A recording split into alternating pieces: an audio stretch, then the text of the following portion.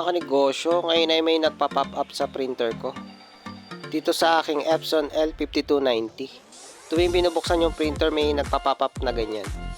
Ang nakasulat ay a new firmware is released. Update the firmware from setup menu. Pag may ganyan na nagpapakita sa printer nyo ay okay lang yan. Normal lang yan. Kailangan nyo lang i-update yung printer nyo. So sa pag-update ng printer nyo, ganito lang yung gagawin nyo. Una ay punta lang kayo sa setting. Pag nakita nyo na yung setting, click OK. At hanapin nyo yung firmware update.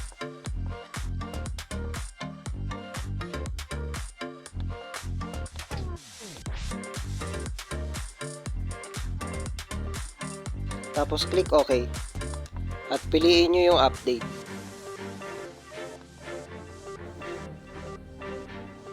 Tapos click OK nyo lang para mag-proceed. Kailangan nyo ng internet dito kapag nag-update kayo.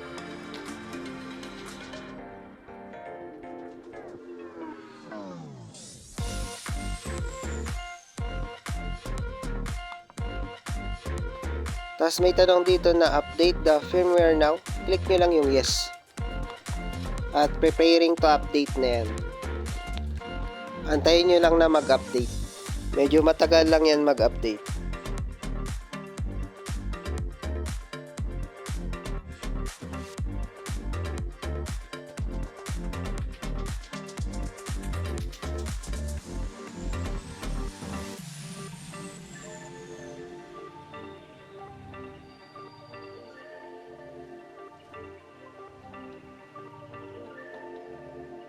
At ayan na mga kanegosyo, okay na yung printer.